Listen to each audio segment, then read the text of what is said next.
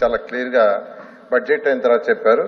First ఇది ఇస్తున్నాము ఎలా అనేది తర్వాత మళ్ళా దీని మీద యాక్చువల్గా డిస్కస్ చేస్తాం. ఎంత గ్రాంట్ కాదనేది.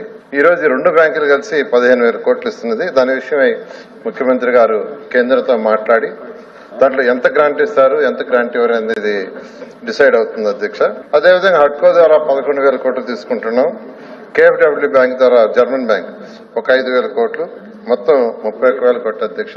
ల్యాండ్ పుల్లింగ్ చేసి రైతులకు ల్యాండ్ ఇచ్చిన తర్వాత ఒక 5,000 ఎకరాలు యాక్చువల్గా ఉంటుంది. ఇప్పుడు ఈ లోన్స్ తీసుకోవడం ద్వారా కానీ వీటన్నిటి ద్వారా వచ్చిన అమౌంట్ అమరావతిని కట్టి ల్యాండ్ వాల్యూ పరంగానే దాని ద్వారా తీర్చేటట్టుగా ఇప్పుడు ఇమీడియట్ గా బడ్జెట్ లో ఒక 6,000 కోట్లు పెట్టారు అధ్యక్ష. ఈ 6,000 కోట్లు కూడా యాక్చువల్ గా ఏదైతే ఇప్పుడు అంటే బ్యాంక్స్ లోన్స్ రావడానికి కొంత టైం పడుతుంది కాబట్టి ప్రస్తుతం ఈ బడ్జెట్ ద్వారా తీసుకుంటాం. తర్వాత అది వచ్చిన ద్వారా క్లియర్ చేస్తారు. అదేవిధంగా రైల్వే ట్రాక్ ఏదైతే వేస్తున్నారో అది కేంద్రమే మొత్తం చేస్తుంది అధ్యక్ష. అయితే దానికి ల్యాండ్ ఏర్పాటు చేయాలా, land acquisition or land pulling అనేది యాక్చువల్ వర్కౌట్ చేస్తున్నాం. త్వరలో దాని మీద నిర్ణయం తీసుకుంటాం.